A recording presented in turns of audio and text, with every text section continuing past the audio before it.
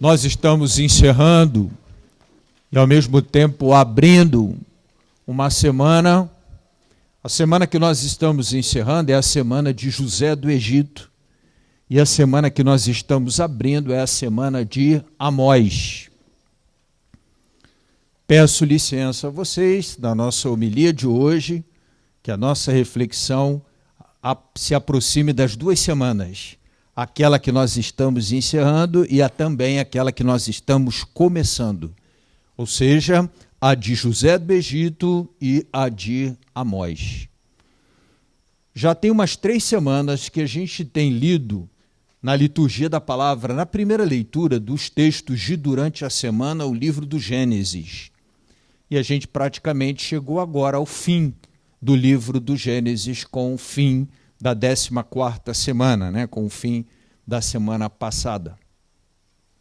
O livro do Gênesis, peço licença a vocês para a gente rapidinho falar isso aí, tem 50 capítulos. Desses 50 capítulos, nós temos 11 capítulos que são preparatórios, Gênesis de 1 a 11. A gente, inclusive, chama essa partezinha do livro do Gênesis de pré-história bíblica, porque ele foi escrito bem depois, ele é mais tardio, e porque ele prepara alguns temas, de alguma forma ele amarra alguns temas já trabalhados na Sagrada Escritura, embora ele tenha, na disposição, tenha sido colocado na frente, mas ele é um trabalho de reflexão posterior. O coração, o miolo da alcatra do livro do Gênesis está dos capítulos 12 até 36. Neste trecho, de 12 a 36, nós temos o ciclo dos patriarcas, a história dos patriarcas e o tema da promessa, que é o grande tema do livro do Gênesis. Os patriarcas são Abraão, a gente começou umas 3 semanas atrás, no Gênesis 12, a ler pedaços do ciclo de Abraão, depois o filho de Abraão, Isaque, e depois o neto de Abraão, filho de Isaque, Jacó. Então a gente chega ali até o final do capítulo 36, tendo acompanhado as 3 histórias, os 3 ciclos de Abraão, de Isaque e de Jacó. Uma curiosidade que Jacó, neto de Abraão, filho de Isaque, o último dos patriarcas, ele teve um episódio. Certa vez ele encontrou com um anjo e pediu que o anjo o abençoasse. E o anjo anunciou partida, dizendo que ia embora sem abençoá-lo. E ele insistiu com o anjo: não, você não vai sem me abençoar. E o anjo disse: eu vou sem te abençoar. E entraram ali em uma luta corporal, segundo a Sagrada Escritura. E Jacó foi ferido na coxa, o nervo da coxa. E aí, a partir de então, Jacó também recebeu o nome de Israel. O termo Israel, em hebraico, significa aquele que lutou com Deus, ou marcado por Deus. Porque Jacó ficou com essa marca da luta dele com o anjo. Portanto, Jacó e Israel são a mesma pessoa. Jacó teve, a princípio, 12 filhos, de onde nascem as 12 tribos de Israel, correspondente a cada um dos filhos de Jacó. Mas Jacó cometeu uma falhazinha na educação dos filhos.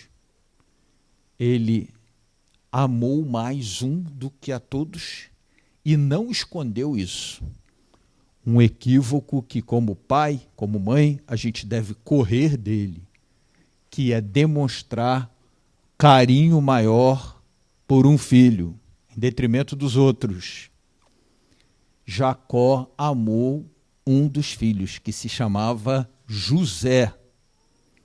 Toda a atenção, todo o carinho, todo o cuidado, todo o afeto de Jacó, ou Israel, a mesma pessoa, lembrando, foi canalizado para José.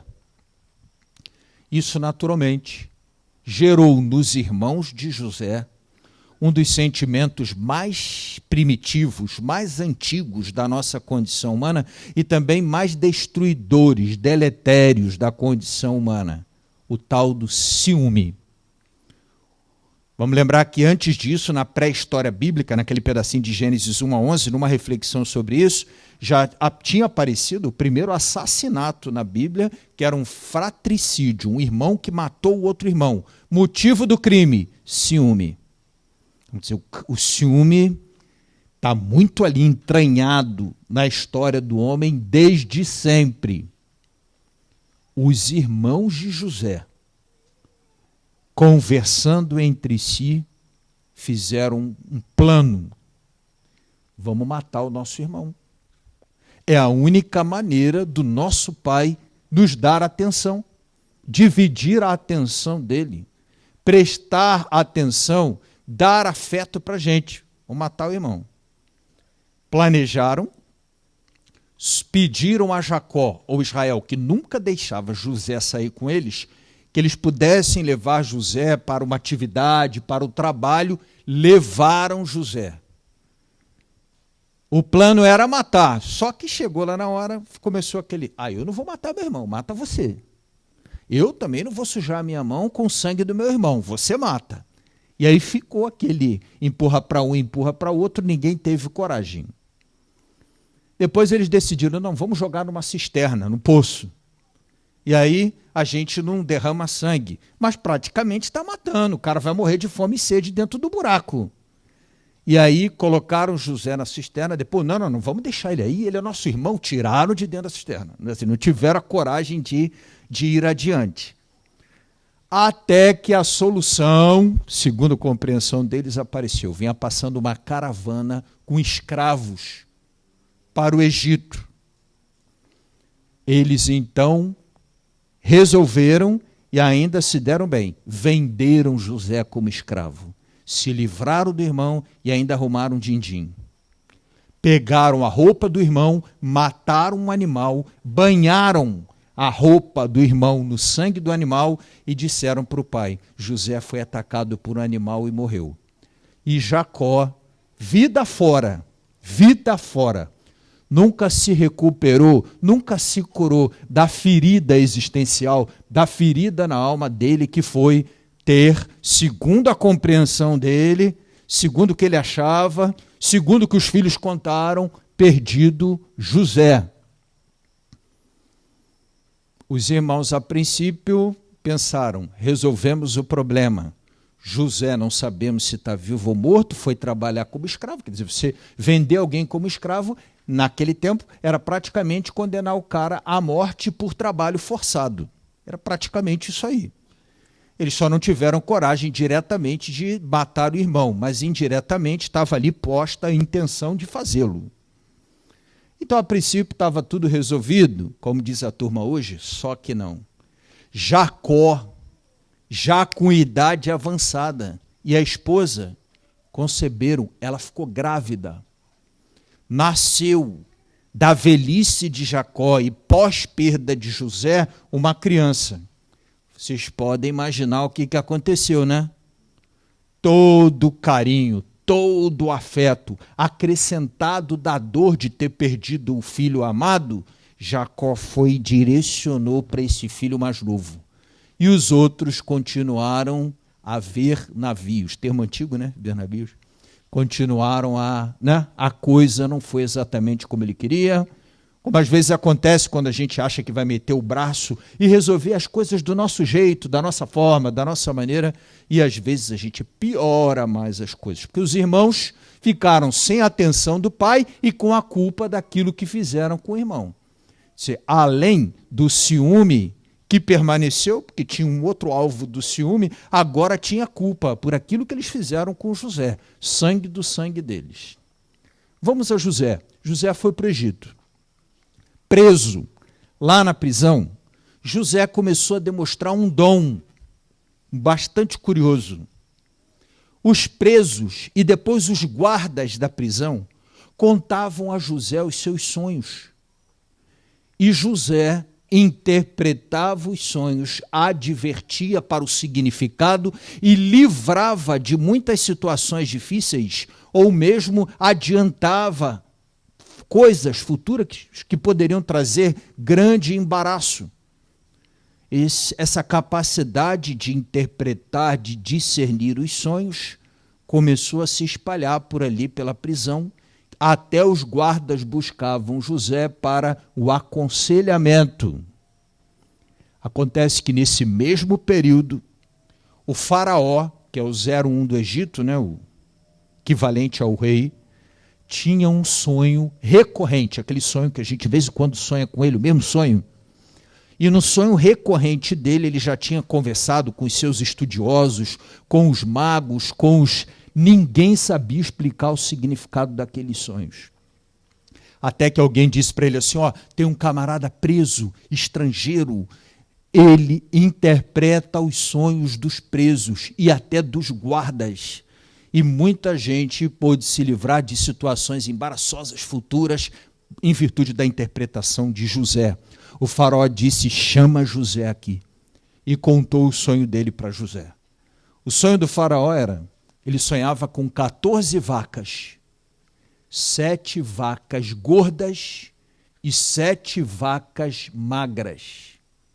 No sonho dele, as vacas magras devoravam as vacas gordas, o que não é o típico, o normal, porque o normal é que a vaca melhor alimentada, se entra em luta com aquela que está mal alimentada, magra, ela vence. Mas no sonho do faraó acontecia o contrário, e era isso que deixava todo mundo intrigado e sem resposta. Como as vacas magras poderiam devorar as vacas gordas? Que significado isso poderia ter? Ele contou o sonho para José. José foi bem firme e direto e disse para ele, construa celeiros, guarde, estoque, armazene, comida, o tanto que você puder. Você está no período das vacas gordas, fartura, abundância. Mas virão anos, 7 anos, de miséria, de penúria, de dificuldade. Você vai ter o celeiro cheio. O teu povo não vai passar fome.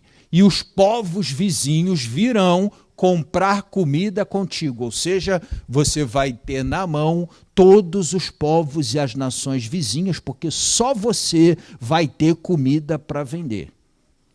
O faraó resolveu levar a sério o que disse José, construiu os celeiros, fez tudo certinho, guardou a comida e dito e feito. Passado o períodozinho, veio a penúria, veio a miséria e o sonho de José, a interpretação dele estava corretíssima.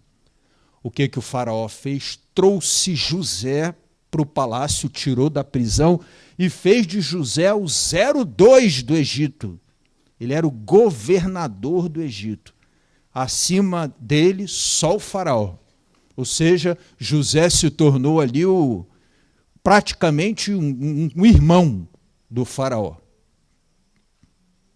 Como a fome sobreveio a toda aquela região, José era o camarada que ali mais de perto administrava os bens do Egito. Certa vez, quem foi que bateu lá à porta de José atrás de comida? Os irmãos de José foram lá. Eles não reconheceram José. Primeiro, porque José já tinha aprendido e falava a língua dos egípcios. Segundo, porque José era muito novo quando foi abandonado por eles. E seu tempo ali, naquele momento, já era um homem adulto. José os reconheceu, porque eles já eram adultos, mas eles não reconheceram José. Eles foram a José, e aí José começou a perguntá-los, quantos irmãos vocês têm? E eles começaram, na língua deles, a cochichar, falar baixinho entre eles, achando que José não estava entendendo. Isso está acontecendo conosco por causa daquilo que fizemos com o nosso irmão. A desgraça está se abatendo sobre nós pelo que fizemos com o nosso irmão. É por isso que a gente está sendo questionado, querido. A culpa Olha o que é o mecanismo da culpa, né? A princípio, não é nem que José tivesse essa intenção, mas anos depois, José não era nem mais uma criança, José já era um homem adulto, mas aquele mecanismo da culpa, de quem sabe que fez algo grave e tal, ele é sempre acordado, e foi acordado no momento em que José questionou os seus irmãos ali naquele momento, perguntando quantos irmãos eles tinham, aquela coisa toda. E aí, num dado momento, José mandou sair todo mundo, pediu que só eles ficassem na sala, trancou a sala e disse para eles: eu sou José, que vocês venderam, jogaram no poço, tarará, tarará, tarará, tarará. Os irmãos imediatamente pensaram: morri, né? Porque é a hora da vingança, é a lógica. Para o camarada que tem a culpa e pensa o tamanho que a culpa tem dentro dele, o passo seguinte é a hora dele, a nossa já passou, é a hora da vingança. Mas José preferiu uma outra coisa. José disse assim, ó, não se incomodem, eu não vou matar vocês, nem de fome, nem de outra forma. Eu compreendo, entendo, olho para tudo o que aconteceu e sou capaz de entender que foi o Pai do céu que me mandou à frente, neste lugar, para salvar a vida de vocês e a vida do nosso Pai. Vejam só, em situações de mágoa, de rancor e de ressentimento, sempre há possibilidade de uma leitura de redenção dessa situação. Assim como há sempre a possibilidade da gente ler o ocorrido, o que foi feito a nós, o que fizemos ao outro, em duas pontas que não são boas. A ponta de quem ofende é a leitura da culpa e a ponta de quem é ofendido é a leitura da vingança. São duas formas não salvíficas, duas formas que aumentam a ferida, duas formas que só trazem dor, que ampliam o tamanho da dor que a situação originante, né, da mágoa, gerou. Não sei se me faço entender. José escolheu o melhor olhar, a melhor interpretação da situação. Diz o texto do Gênesis que quando José se identificou e abraçou os irmãos, chorou tão forte, olha que imagem interessante, que o Egito inteiro escutou o grito de José, o choro de José, né? Se fez ouvir em todo o Egito o choro de José. Já tem gente cochilando, vou começar a encurtar, hein? Né? Primeiro choro de José. José então disse aos irmãos, eu vou dar comida para vocês, mas eu quero que vocês tragam o nosso pai aqui. Primeiro José tinha proposto uma outra coisa. Ele disse assim, ó, eu vou dar comida para vocês antes de se identificar, mas vocês vão lá, vão pegar o irmão mais novo, vão trazer até aqui e levar a comida e deixar o irmão mais novo, como garantia de que vocês vão trazer o pai aqui, porque eu quero que o pai de vocês venha até aqui. Aí eles disseram assim, mas nosso pai não vai aguentar se a gente tirar mais um filho dele, se a gente tirar do convívio, porque esse ele não larga de jeito nenhum, ele não vai aguentar. Aí o coração de José amolece, ele se identifica, né? E aí ele propõe, então fazer o seguinte, nós vamos nos encontrar no meio do caminho, eu vou fazer a mudança de vocês. José mandou do Egito carros e carros para trazer tudo, esposas, filhos de cada um dos irmãos, a família inteira de cada um dos irmãos, para que eles se mudassem para o Egito, passassem a viver sob os cuidados e o amparo. Veja só, o desamparado decidiu oferecer amparo aos irmãos. E aí então, conforme o combinado e o marcado, Jacó veio, trazido pelos filhos, José foi, no meio do caminho eles se encontraram, e quando José encontrou Jacó, Jacó disse assim para José, posso morrer em paz, porque sei que você vai fechar os meus olhos. Posso ficar em paz. Agora estou em paz. Quando descobriu que o filho estava vivo. Nesse momento acontece o segundo choro de José. José chora também. Exatamente o tempo perdido, né? A dor do pai. Tudo está um pouco ali naquele choro, segundo choro de José. José levou todo mundo para o Egito, amparou, comida, casa, roupa lavada, jeitinho de falar, né? Tudo lá no Egito. Aconteceu que Jacó morreu, já lá no Egito. Quando Jacó morreu, os irmãos pensaram, agora ele vai se vingar da gente. Ele não fez nada até esse momento, porque em atenção e respeito ao nosso pai, mas ele vai matar a gente.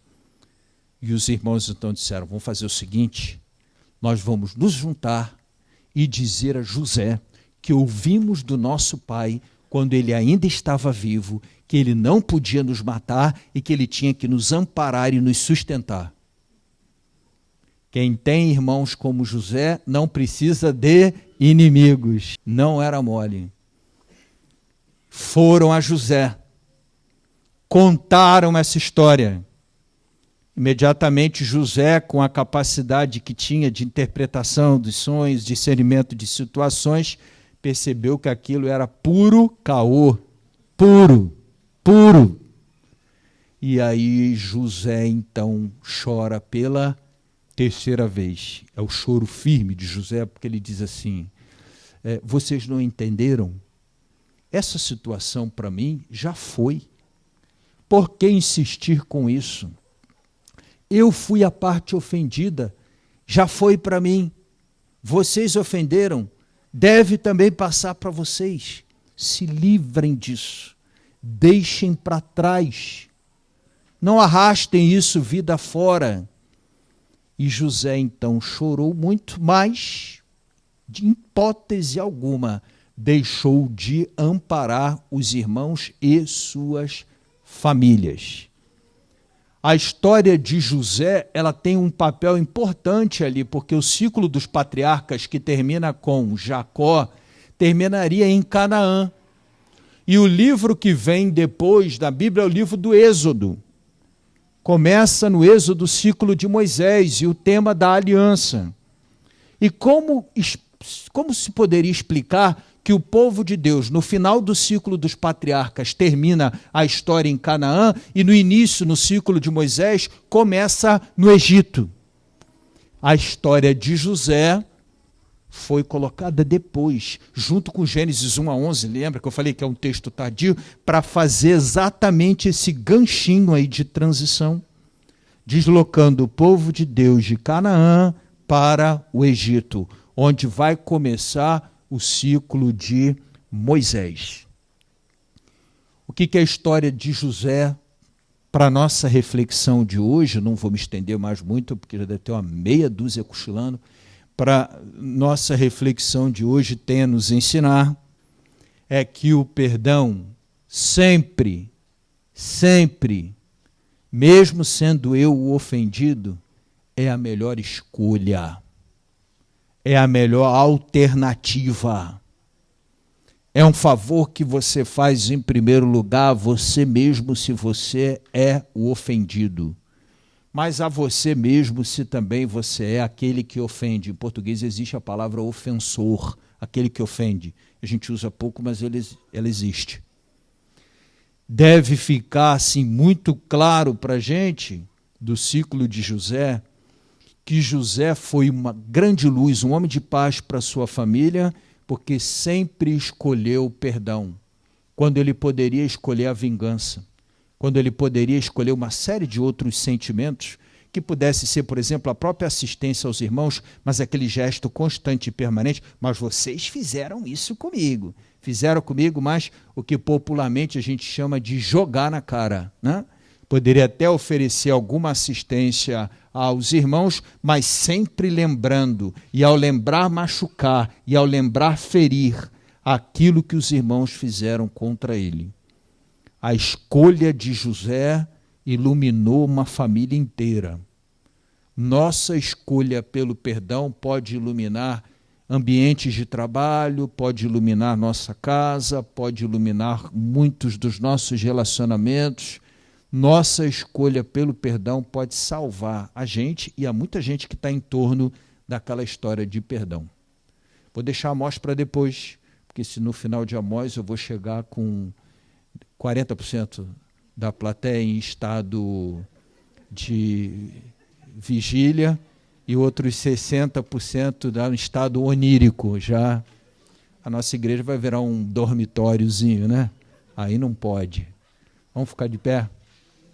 Professar a nossa fé.